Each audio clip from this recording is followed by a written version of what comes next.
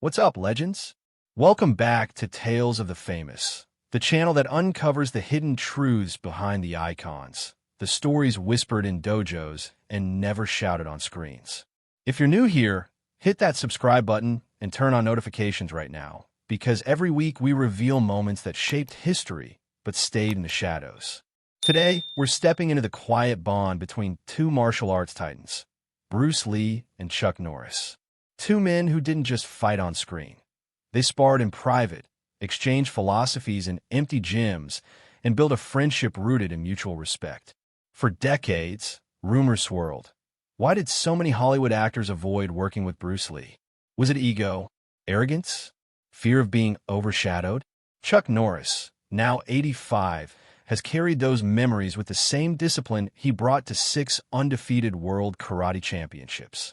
And in rare reflections over the years, he's shared insights that paint a clearer picture.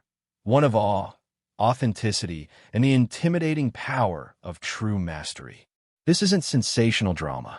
It's the real story of why Bruce Lee was different, why he challenged everyone around him, and why Chuck Norris, one of the few who stood beside him, still speaks of him with profound admiration. Let's go back to Los Angeles in the late 1960s, where two legends first crossed paths and changed martial arts forever. Los Angeles, 1966, the city pulsing with change, from civil rights marches to the birth of modern martial arts in America. Traditional karate dojos, the landscape, full-contact tournaments draw blood and bravado, and a young Chinese-American instructor named Bruce Lee is quietly revolutionizing everything.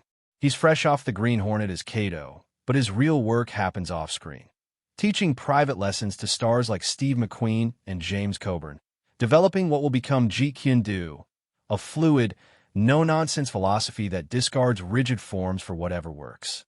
Enter Chuck Norris, Air Force veteran, Tang Soo Do black belt, already a force on the tournament circuit. Soft-spoken off the mat, devastating on it.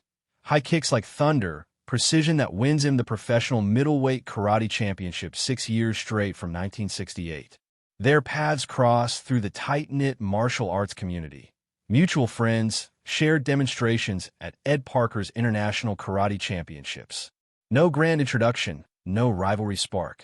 Just curiosity pulling two seekers together. They begin training privately.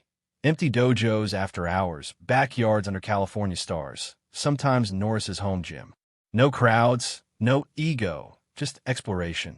Norris brings American karate's power, devastating side kicks, roundhouse storms honed from Korean roots, and competition fire. Bruce absorbs, adapts, shortens the arc, adds hand traps, turns Norris's weapons against imaginary foes. In return, Bruce unleashes Jeet Kune's essence. Intercepting fists, centerline dominance, explosive chains that blur hand and foot. His speed defies belief.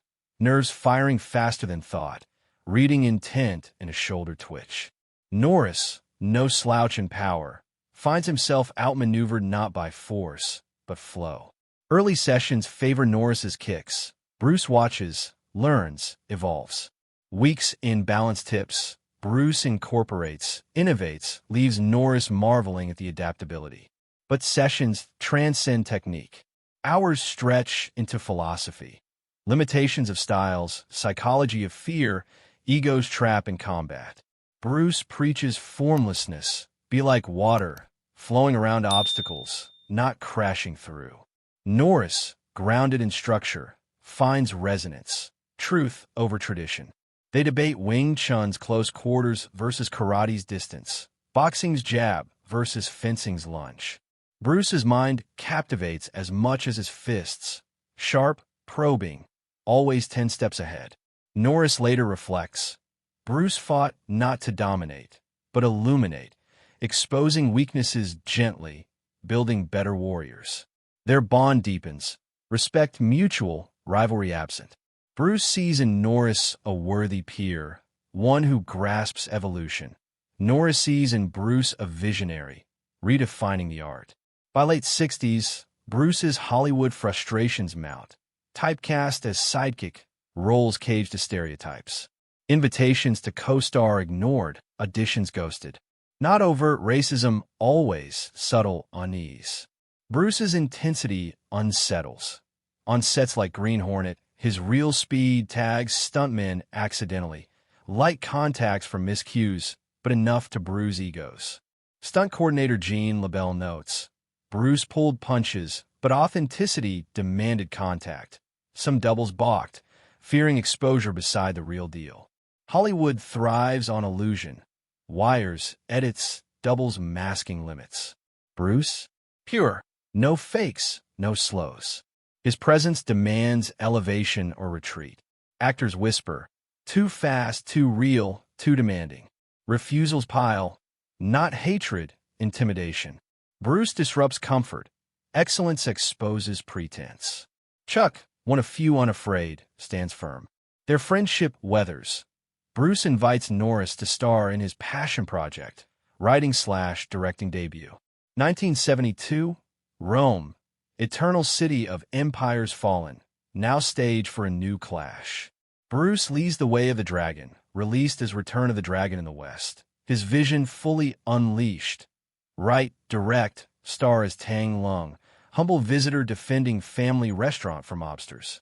Budget tight, Golden Harvest backing, but creative freedom absolute. Climax? Epic duel in the Coliseum. Symbol of bloodsport turned art. Opponent? Chuck Norris as Colt. American karate expert turned enforcer. Bruce chooses Norris deliberately. Not villain. Worthy foil. Power versus philosophy. Rigidity versus flow. Production legend. No permits for Coliseum interiors. Tourist magnet. Guarded tight.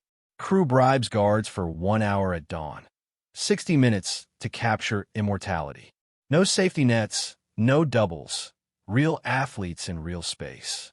45 hours total on the sequence. Long takes, unbroken flows, showcasing truth. Bruce's blinding chains against Norris's grounded thunder. Rhythm deliberate. Slow builds tension, bursts release fury. Silence amplifies. Ancient stones echo breaths, grunts, impacts. Cat cameo watches, omen-like. Choreography narrative. Bruce dismantles Norris not just physically, ideologically. Fluidity triumphs structure, adaptation over repetition. Norris loses gracefully, smile in defeat, respect eternal. Behind scenes, friendship fuels fire.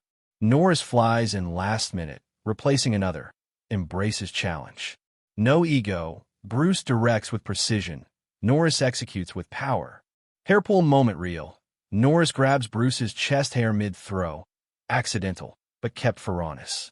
Laughter between takes. Two friends crafting art. Film explodes. Hong Kong's highest grosser till Enter the Dragon. Global phenomenon launching Norris to stardom. Code of silence. Delta Force follow. Iconic duel tops lists. Greatest fight scenes ever, per critics, fans. Not spectacle, soul.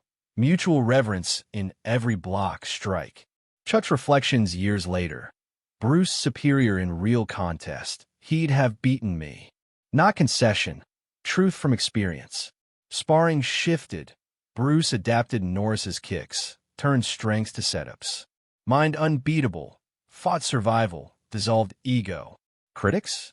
Sideline snipers, never faced him. Real fighters, Joe Louis, Mike Stone, train under Bruce, emerged transformed. Lee's authenticity intimidated Hollywood. No illusion needed, presence exposed facades. Actors refused, not hate. Fear of comparison, inability to match intensity. Bruce's excellence demanded rise or retreat. Many retreated. Norris rose, stood beside, absorbed, honored. At 85, Chuck Norris carries memories with quiet pride. No new bombshell, just consistent reverence. Bruce rare, conditioning life, philosophy revolution. Jeet Kune predicted MMA decades early. Absorb useful, discard rest. Traditionalists outraged. Bruce transcended. Norris introduced high kicks. Bruce mastered evolved. Bond alchemy. Respect forged in sweat philosophy. Way of the Dragon legacy? Gateway. Martial arts from niche to global. Fights poetic over chaotic. Kids tie belts inspired. Modern cinema owes rhythm, authenticity. Chuck's final word. Bruce didn't need rivals. He built equals. Few rose. Norris did. Legacy endures. Not fear, inspiration. Bruce shook world. Chuck helped echo carry. Bruce Lee and Chuck Norris. Not enemies, architects. Their private sessions Coliseum clash. Moments where martial arts became art. Hollywood feared authenticity. True warriors embraced it. Chuck's silence broken not with scandal, with respect eternal. Your thoughts, legends? Ever met mastery that humbled yet inspired? Drop below. I read everyone. Like, share with fellow fighters, subscribe Tales of the Famous. Next, another legend's quiet truth. Till then, be water, adapt eternal. Peace.